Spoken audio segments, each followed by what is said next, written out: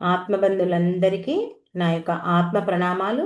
ఇంత గొప్ప జ్ఞాన మార్గాన్ని మనకు అందించిన మహాత్ములైన బ్రహ్మర్షి పితామహ పత్రిజీ దంపతులకు, నాకు జ్ఞానాన్ని అందించిన బ్రహ్మర్షి తటవర్తి వీర రాఘవ గారి దంపతులకు ఆత్మ ప్రణామాలు తెలుపుకుంటూ ఈరోజు కార్యక్రమాన్ని మనం మొదలు పెట్టుకుందాం మాస్టర్స్. ఈరోజు మనం ఒక ధ్యాన సూక్తి గురించి తెలుసుకుందాం. ఏంటి ధ్యాన సూక్తి అంటే, ధ్యాన సాధన చెయ్యకుండా, ధ్యాన సాధన సరిగ్గా చెయ్యకుండా ఫలితాలు ఆశించడం అనేది చెట్టు పూర్తిగా పెరగకుండా ఫలాలు ఇవ్వాలని ఆశించడం లాంటిది. మళ్ళొకసారి చెప్తాను సూక్తి.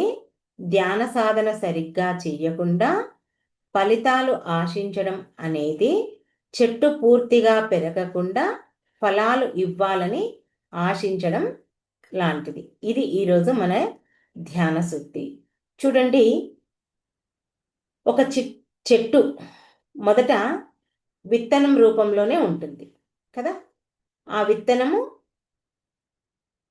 నేలలో పాతు వేసి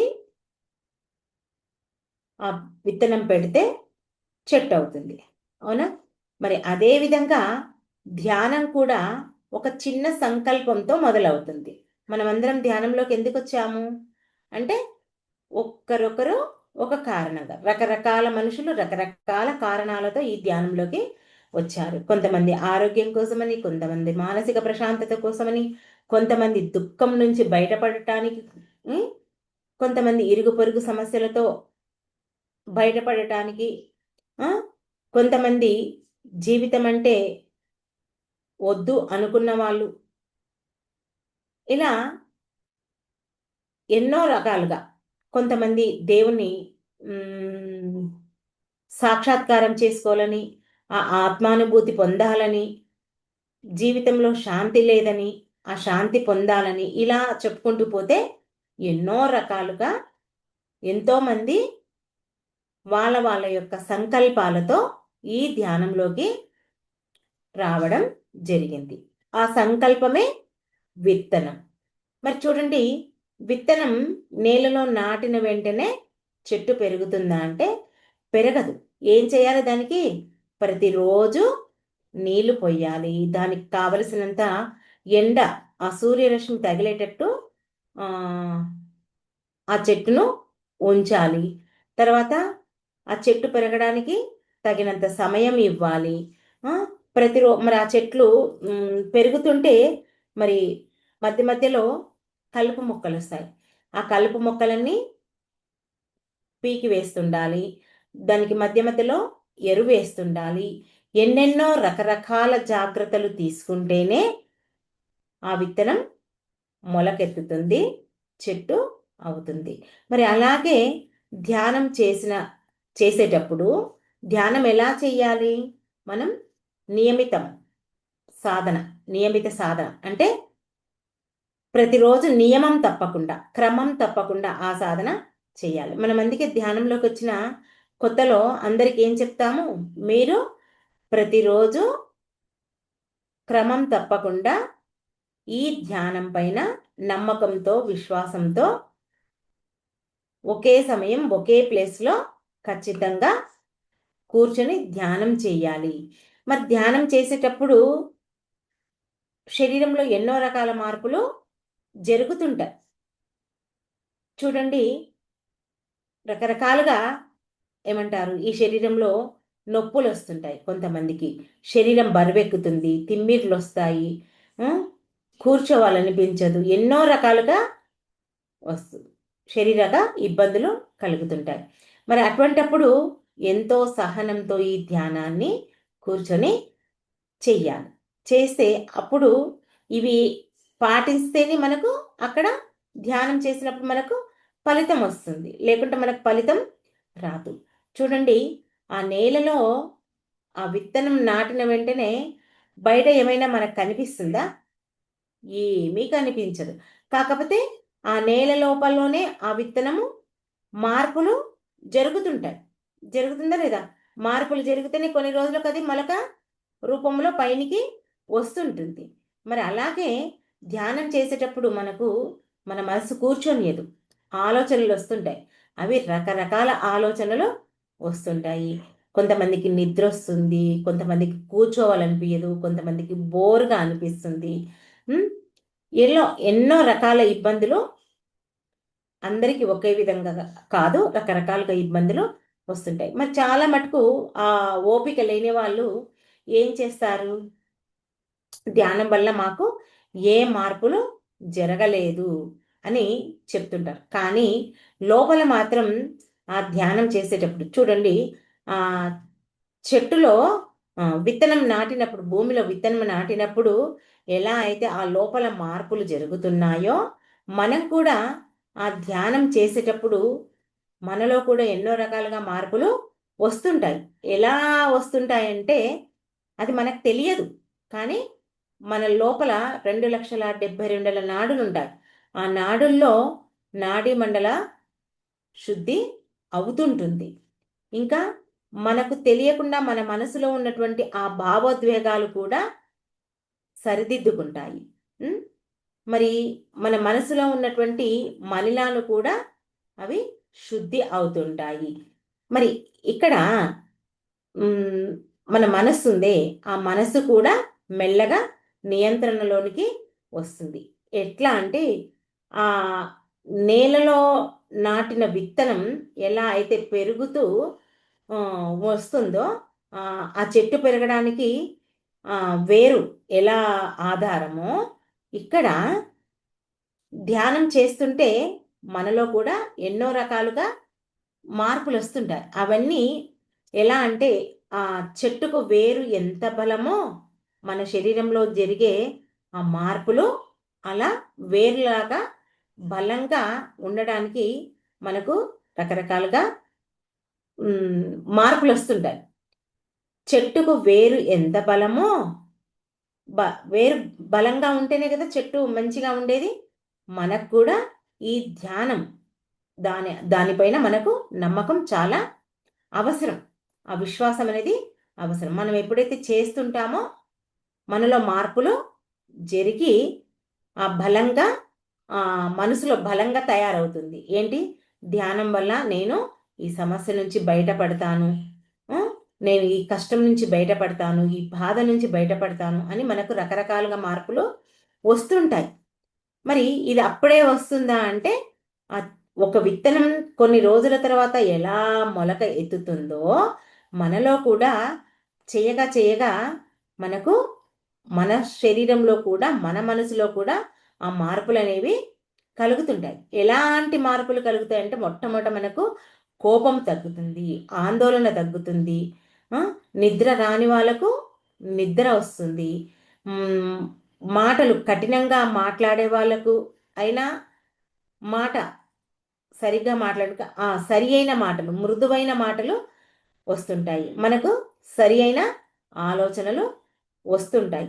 అన్నీ మనకు సరికాని ఆలోచనలతో ఉంటాం మనం ఈ ధ్యాన మార్గంలోకి రాకముందు. మరి ఇవన్నీ మొట్టమొదటగా మనకు ధ్యానం మొదలుపెట్టిన వెంటనే కలిగే ఫలితాలు ఇవన్నీ. మనకు ఆ చిన్న మొలకెత్తిన ఆ చెట్టు పెరగడానికి ఏమంటారు?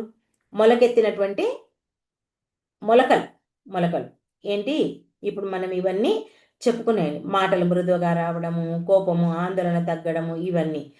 మరి ఇక్కడ మనం ఏమంటామంటే, ఇంతేనా ధ్యానం చేసి ఇంతేనా లాభం అని మనం అనుకుంటాం. కానీ ఇక్కడ ప్రకృతి ఏం చెప్తుందంటే, ఇది మొట్టమొదటి ఆరంభం. ఏంటి ఆరంభము? కోపం, ఈర్ష, అసూయ ఇవన్నీ తగ్గడం, మృదువైన మాటలు రావడము, అన్నీ ఇవన్నీ మనకు మొట్టమొదట ఆరంభం. ఎప్పుడైతే ఒక సాధకుడు సహనంతో కనుక ఆ సాధన చేస్తే, సహనంతో ఉండడమే పెద్ద గొప్ప గుణం. ఎవరికి? సాధకుడికి. చూడండి, ఆ చెట్టు తొందరగా పెరుగుతుందా? మనకు కనిపించేంత ఆ పెరుగుదల ఆ చెట్టు లోపల ఉండదు. చూస్తుంటాం రోజు, ఈరోజు ఇంత అయింది, ఈరోజు ఇంత అయింది అని మనం లెక్క పెట్టుకుంటుంటాం. కానీ అది మనకు కనిపించదు. ఒక వారం 10 రోజులకైతేనే ఆ మార్పును మనం గమనించగలుగుతాం. కానీ మనం గమనించినా గమనించకపోయినా అది నువ్వు అనుకున్నంత తొందరగా పెరగదు, కానీ నిరంతరం పెరుగుతుంటుంది. మరి ధ్యానం కూడా మనం ప్రతిరోజు నిరంతరం చేయాలి. అందుకే మనం ధ్యానంలోకి వచ్చిన వాళ్ళకు మొట్టమొదటగా ఒక కండిషన్ చెప్తాం. ఏంటి అంటే, ధ్యానం చేసే సాధకుడు ఎలా చేయాలి ఈ సాధన అంటే, ప్రతిరోజు మనం ఈ శరీరానికి 3 పూటల ఆహారాన్ని ఎలా అందిస్తున్నామో, తర్వాత ఒక బీపీ, షుగర్, థైరాయిడ్ ఉన్న వ్యక్తి ప్రతిరోజు క్రమం తప్పకుండా ఆ శ్వాస ఉన్నంత వరకు ఆ మందు గోలి ఎలా వేసుకుంటాడో, అలాగే ఈ ధ్యానము కూడా ప్రతిరోజు క్రమం తప్పకుండా చెయ్యాలి. చూడండి, నాకు ఈరోజు నొప్పి ఉంది, నేను ఈరోజు 2 గంటలు చేస్తా, 10 గంటలు చేస్తా అని అనుకుంటా. రేపు ఏం చేస్తాము, ఒక 10 రోజులు మానేస్తే అక్కడ నీకు ఎలాంటి ఫలితం రాదు. చూడండి, ఉదాహరణకు ఒక విత్తనం నాటాము, ఆ విత్తనానికి రోజు నీళ్లు పోస్తేనే అది మొలకెత్తడానికి అవకాశం ఉంటుంది. నేను రోజు పోయాను, 10 రోజులకు ఒకసారి ఒక బకెట్ నీళ్లు పోస్తానా అంటే దాని యొక్క ఎదుగుదల ఉంటుందా? అది ఎండలో వదిలేసి దానిలాగానే ఉంటుంది. దానివల్ల మనకి ఏ మార్పు రాదు, ఏ ఫలితము రాదు. ధ్యానానికి ముఖ్యమైనది ఏంటంటే, మనం ఎన్ని గంటలు చేశామన్నది ముఖ్యం కాదు, మనం క్రమం తప్పకుండా ఈ ధ్యానం చేస్తున్నామా లేదా అన్నదే ఇక్కడ ముఖ్యం. అర్థమైందా? చూడండి, ఒక విత్తనం నాటాము, చెట్లు పెరుగుతాయి, పెరిగిన తర్వాత మనకు పూలు వస్తాయా, ఫలాలు వస్తాయా? ఫస్ట్ అంటే ఇక్కడ మొట్టమొదటిగా మనకు ఆ చెట్టు పెరిగి పెద్ద అయిన తర్వాత పుష్పాలే వస్తాయి. మొట్టమొదటిగా మనకు కాయలు ఏమీ రావు, పండ్లు. మరి ధ్యానంలో కూడా మొట్టమొదటిగా మన మనసు ప్రేమగా మారుతుంది, మన మనసులో ప్రేమ పెరుగుతుంది, మనం ఇతరులను అర్థం చేసుకునే శక్తి కూడా మనకు వస్తుంది. అంటే ఇంతకుముందు వాళ్ళు ఒక మాట మాట్లాడేవాళ్ళు, మనం ఒక మాట మాట్లాడాం. ఇప్పుడు ఏం చేస్తాం, మనం వాళ్ళు మాట్లాడిన దానికి ఒక సెకండ్ ఆలోచించి, ఓ ఇది కూడా కరెక్టే కదా అని ఆలోచిస్తున్నాం. తర్వాత క్షమించే స్వభావం కూడా మనకు పెరుగుతుంది. ఇంతకుముందు ఏదైనా తప్పు చేశారనుకోండి, మనం ఎంతో కోప్పడే వాళ్ళం, మాటకు మాట అనేవాళ్ళం. ఇప్పుడు ఏం చేస్తున్నాం, పోనీలే, వాళ్ళే నేర్చుకుంటారులే, వాళ్ళకే అనుభవం అవుతుందిలే అని ఆ క్షమించే స్వభావం మనకు వచ్చేస్తుంది. ఇంకా మనలో స్వార్థం తగ్గుతుంది. ఇంతకుముందు మనం ఏం చేసేవాళ్ళం, సాయంత్రం క్లాస్లో చెప్పుకున్నాం మనం, స్వార్థం నిస్వార్థం. స్వార్థం ఉంటే ఏమవుతుంది, నీకు తాత్కాలికమైనటువంటి సంతోషం. అదే నిస్వార్థం ఉంటే ఎప్పుడు నీకు ఆనందం. అంతే కదా, అదే కదా కలిగేది.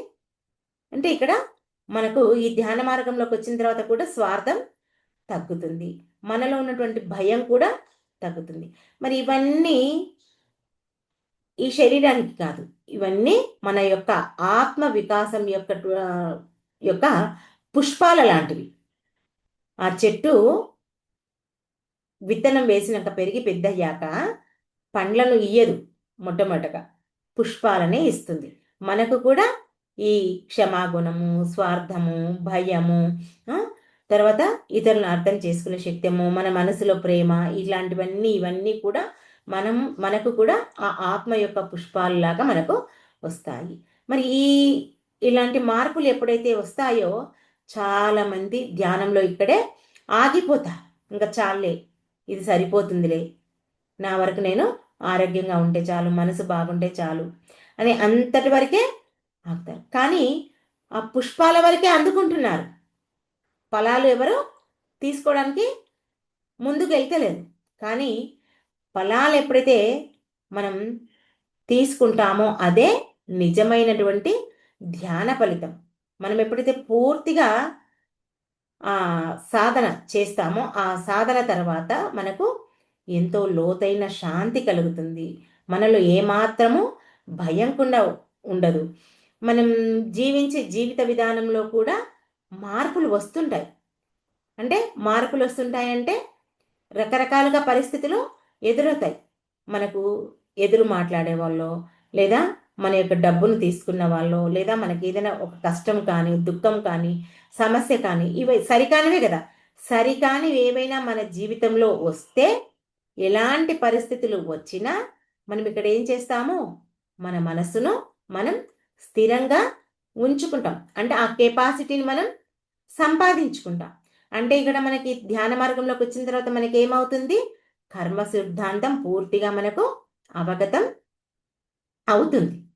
నేను చేసుకున్న కర్మానుసారమే, గత జన్మ కర్మానుసారమే నా యొక్క జీవితం ఆధారపడి ఉంది. అదే జీవితం ఇప్పుడు నేను జీవిస్తున్నాము అని చెప్పేసి మన పరిస్థితులు మారినా మనం మనసు స్థిరంగా ఉంటుంది.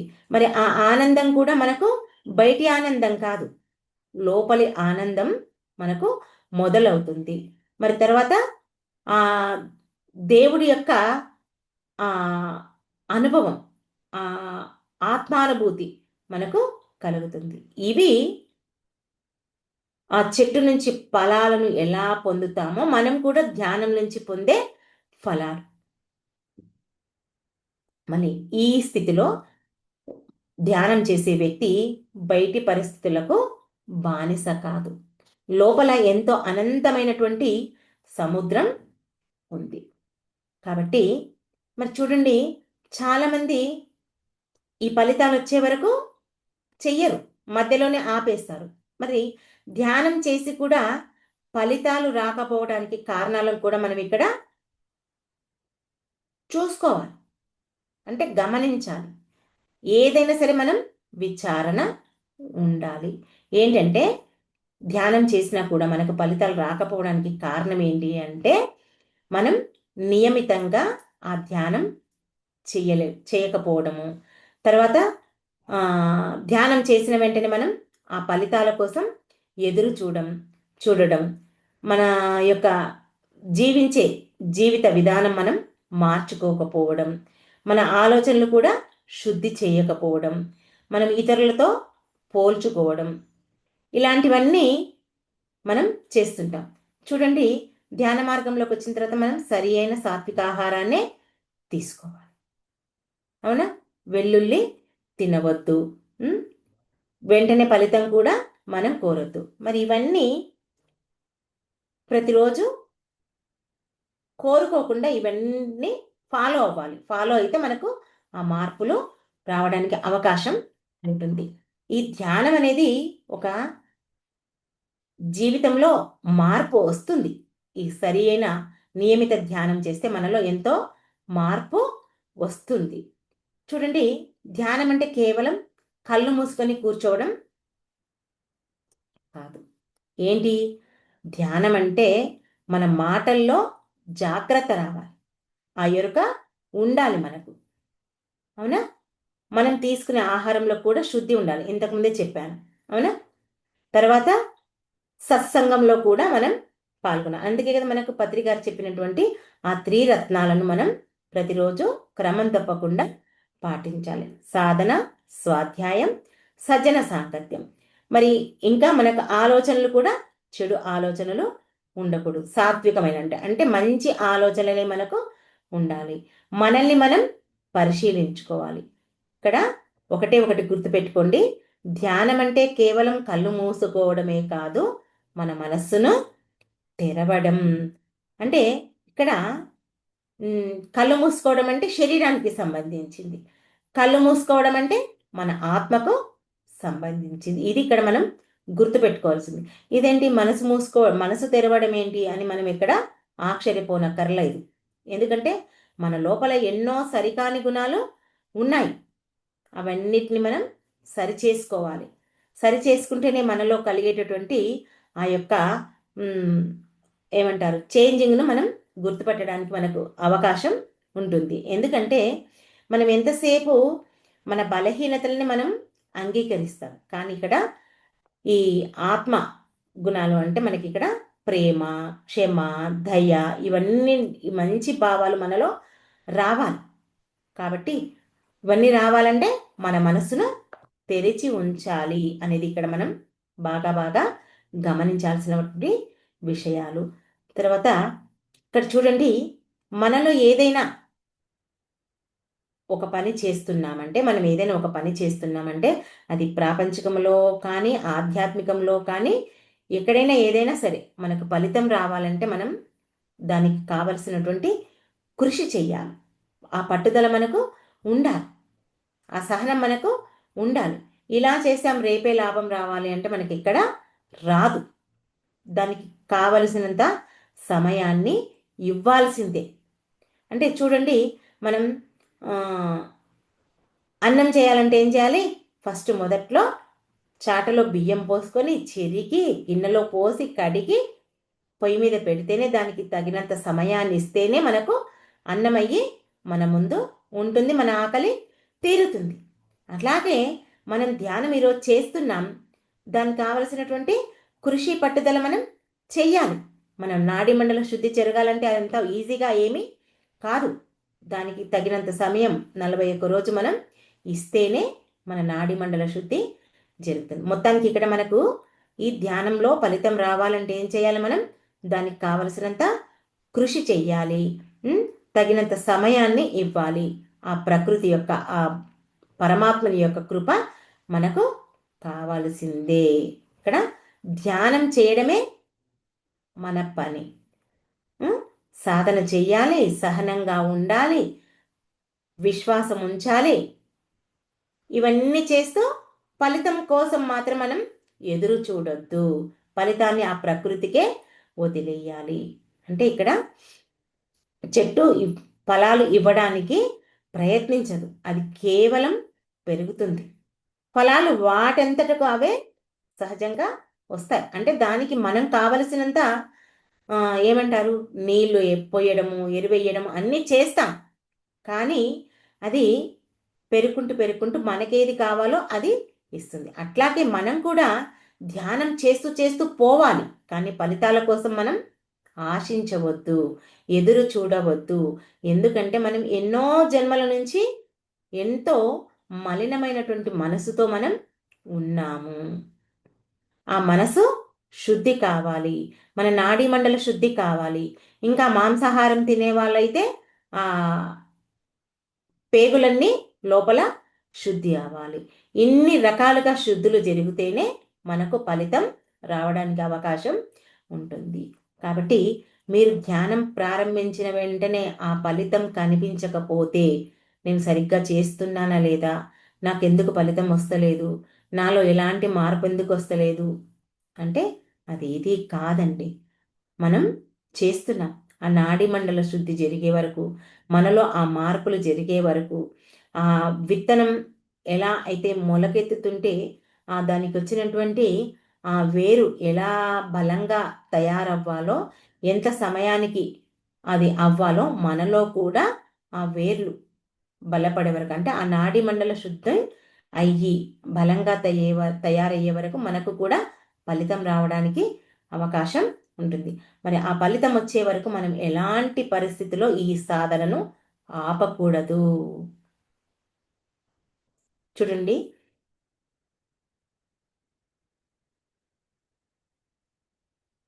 మనం పెళ్లి చేసుకుంటాం కదా, ఎవరైనా సరే, ఒక అమ్మాయి కానీ అబ్బాయి కానీ పెళ్లి చేసుకున్న తర్వాత మనం అనుకున్న విధంగా ఆ యొక్క సంసారం జరగకపోతే మధ్యలో వదిలిపెట్టి వెళ్ళిపోతామా? మూర్ఖుల గురించి కాదు నేను మాట్లాడేది. మనం ఒక సాధనా మార్గంలో ఉన్నాం, మంచి వ్యక్తుల గురించి, మనం మంచి గురించి మాట్లాడాలి. ఇప్పుడు అంటారు మీరు మీరు నేను మాట్లాడించేటప్పుడు మన సత్సంగంలో చెప్తారు, ఇప్పుడు ఎవరుంటున్నారు మేడం, అందరు విడాకులు తీసుకుంటున్నారు. ఇవి కాదు మనం మాట్లాడుకోవాల్సింది. మనం చేయాల్సింది మన జీవిత ధర్మం గురించి మనం ఇప్పుడు మాట్లాడుకోవాల్సింది. ఇప్పుడు మనం ఒకరితో ఆ వివాహం జరిగింది మనకు అంటే, మన యొక్క తుది శ్వాస వరకు మనం వాళ్ళతో ఆ సంసారం చేస్తేనే దానికి తగినంత ఫలితం వస్తుంది. ఆ కుటుంబం బాగుపడడానికి, ఆ కుటుంబం నిలవడానికి, ఆ పిల్లలు మంచి పేరు సంపాదించడానికి మనం కృషి చేసిన వాళ్ళం అవుతాం. అవునా కాదా? అట్లాగే ఒక ఈ 3 నాళ్ళ ముచ్చటకే ఈ 100 ఏళ్ల జీవితం, 100 ఏళ్ళు కూడా మనం బ్రతకడం లేదు కదా, ఈ 50, 60, 70 మహా అంటే 90, 95. మరి ఇన్ని రోజుల ఈ జీవితానికి ఇంత సహనంతో ఎదురు చూస్తూ జీవిస్తున్నామే. మరి ఈ ఆధ్యాత్మిక మార్గం, ఈ జ్ఞానము ఈ ఒక్క జన్మకే కాదు, జన్మ జన్మలకు ఇది ఉపయోగపడుతుంది అని మనం చెప్తున్నాం. మరి ఈరోజు సాధన చేసి నువ్వు వెంటనే ఫలితం రావాలంటే ఎలా వస్తుంది? ఈరోజు విత్తనం నాటావు, రేపు ఇంత పెద్ద చెట్టు కావాలంటే వస్తుందా? ఎట్టి పరిస్థితిలో రాదు. రోజు నువ్వు ఎంతో శ్రమ కోర్చి నీళ్లు పోసి వేరు వేసి దాని కలుపు మొక్కలు పీకి దానికి తగినంత పోషణ చేస్తేనే నీకు అది పెరిగి పెద్దయి కొన్ని సంవత్సరాల తర్వాత నీకు ఆ చెట్టు యొక్క ఫలాన్ని నీవు తింటావు. అవునా? మరి అలాంటిది ఈ జన్మ జన్మలకు ఉపయోగపడే ఈ ధ్యాన సాధన జ్ఞానము మరి పొందాలి, నీకు ఆత్మసాక్షాత్కారం కావాలి, ఆ మోక్షం లభించాలి అంటే నువ్వు దానికి తగ్గట్లు కృషి చెయ్యాలి, తగిన సమయాన్ని ఇవ్వాలి, రోజు క్రమం తప్పకుండా ఆ సాధన చేయాలి. ఒక స్కూలు పిల్లవాడు క్రమశిక్షణతో ప్రతిరోజు స్కూలుకు ఎలా వెళ్తున్నాడో మనం కూడా ఈ జూమ్లోకి క్రమశిక్షణతో క్రమం తప్పకుండా వచ్చి సాధన చేసి ఆ జ్ఞానాన్ని అందుకొని దాని గురించి విచారణ చేసి మన జీవితంలో మనం ఆచరణ పెడితేనే అప్పుడు మన జీవితంలో శాంతి ఆనందం మనకు లభిస్తాయి.